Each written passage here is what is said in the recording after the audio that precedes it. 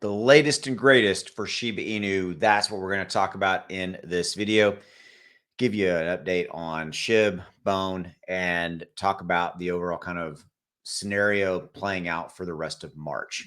So thanks for your time. Subscribe, hit that button, drop a like, and I would greatly appreciate it. Tell the algorithm we're here. So right now, the overall market, as of recording this video, is up a little bit. It's up basically a 0.5%. Bitcoin, Ethereum are doing their thing up a little bit. SHIB is actually outpacing, and in the top 20 or so, it is the leader right now in the proverbial clubhouse at being up 2% at 4 zeros.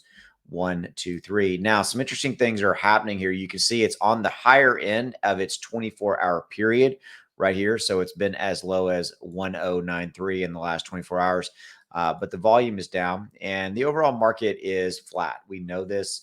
The overall market is waiting on the news coming later this month of what the Federal Reserve is going to do, the FOMC meeting that is set to be happening on March 21 and 22. We've also got a CPI inflation report coming out on March 14th. Okay. And that's a biggie. And I'll be talking about that. If you haven't already done so, subscribe button, and I'll tell you about that more as we get a little bit closer to that. Let's take a look at Bone.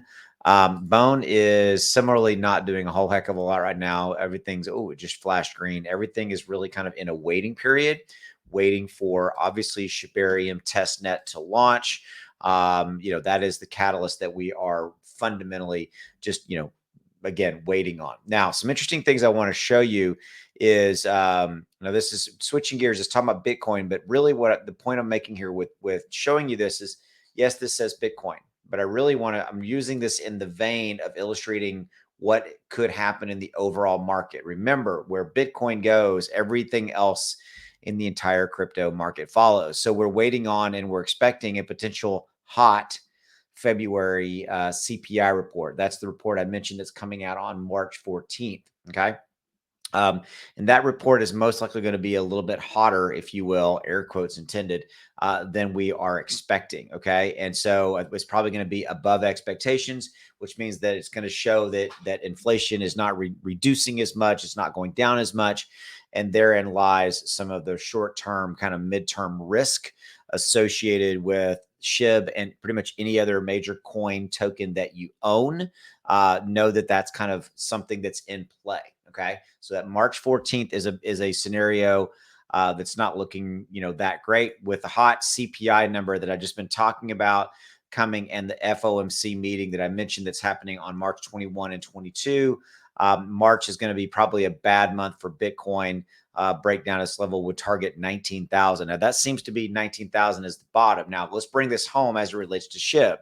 Okay, so if we do see Bitcoin drop to say 19,000, it's going to pull everything else down with it. So it's going to pull Ethereum down, everything else, XRP, Cardano, Doge, Polygon, you name it, all the way down to SHIB. So we could see SHIB definitely drop down into that high 1.0 range in quite possibly, if Bitcoin does kind of hit bottom out at 19, which is kind of the expectation now.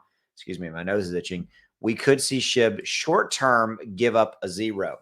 If it gives up a zero and goes back to 5 zeros, I am buying for sure. I'm buying the dip, proverbial dip. That's just me. Okay. Just my 2 cents.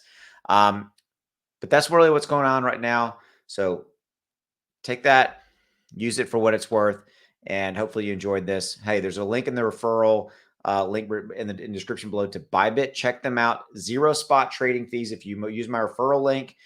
Best trading platform. This is where I do all my trading.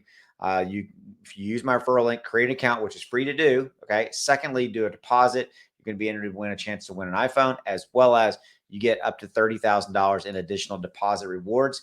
If you're in the United States, you will need a VPN to set up an account, all that kind of stuff. I personally use a VPN anytime I'm trading, and I recommend NordVPN.